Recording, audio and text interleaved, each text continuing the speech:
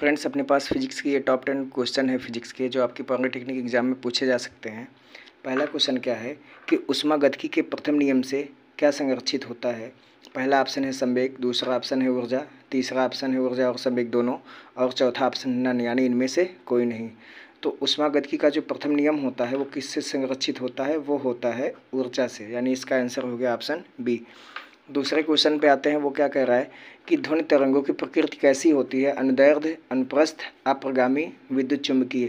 तो जो ध्वनि तरंगों की प्रकृति होती है वो किस टाइप की होती है, वो अनुदैर्ध्य होती है, यानी इसका उस आंसर हो जाएगा ऑप्शन ए। तीसरे क्वेश्चन पे आते हैं। कह रहा है कि ध्वनि की चाल अधिकतम किस में होती है। पहला ऑप्शन है जल में, दूसरा ऑप्शन है वायु में, तीसरा ऑप्शन है निर्वात में और चौथा ऑप्शन है इस्पात में।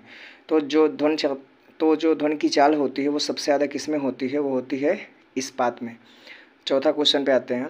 कह रहा है ध्वनि तरंगे किसके कारण प्रतिध्वनि उत्पन्न करते हैं। प्रतिध्वनि का मतलब होता है जो गूंज होता है, इको। तो इसमें ऑप्शन है विवर्तन, परावर्तन, अपवर्तन, इनमें से कोई नहीं। तो इसका जो आंसर हो जाएगा वो हो जाएगा परावर्तन। उसके बाद आते हैं फ्रेंड्स पाँचवें क्वेश्चन पे। कह रहा है कौन सी प्रक्रिया प्रकाश और ध्वनि दोनों में घटित नहीं होती है। पहला ऑप्शन है ध्रुवण, दूसरा ऑप्शन है अपवर्तन, तीसरा ऑप्शन है परावर्तन और चौथा ऑप्शन है इनमें से कोई नहीं। तो इसका जो आंसर होगा वो हो जाएगा ध्रुवण, यानी ऑप्शन ए।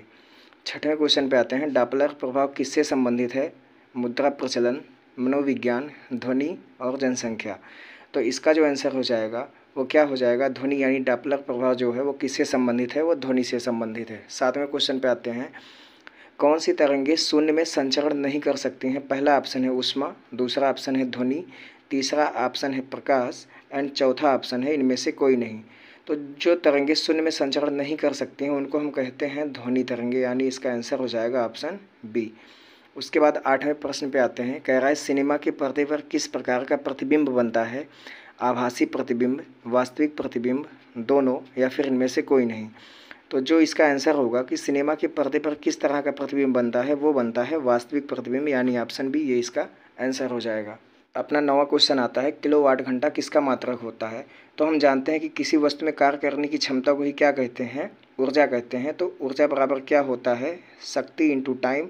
तो अगर शक्ति का मात्रक किलोवाट है तो टाइम किस में रहेगा, घंटे में रहेगा, यानी किलोवाट घंटा किसका मात्रक हो जाएगा, वो हो जाएगा ऊर्जा का, यानी ऑप्शन बी, यही इसका आंसर हो गया।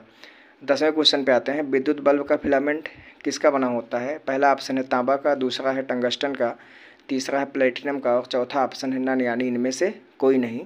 तो जो विद्युत बल्ब का फिलामेंट होता है फ्रेंड्स, वो बना होता है टंगस्टन का। तो इस क्वेश्चन का आंसर हो जाएगा ऑप्शन बी। तो ये 10 इंपॉर्टेंट सवाल थे जो आपकी पॉलिटेक्निक एग्जाम में पूछे जा सकते हैं। तो उम्मीद करता हूँ वीडियो आपको पसंद आया होगा। तो इसे लाइक कीजिए, साथ ही चैनल को सब्सक्राइब कीजिए।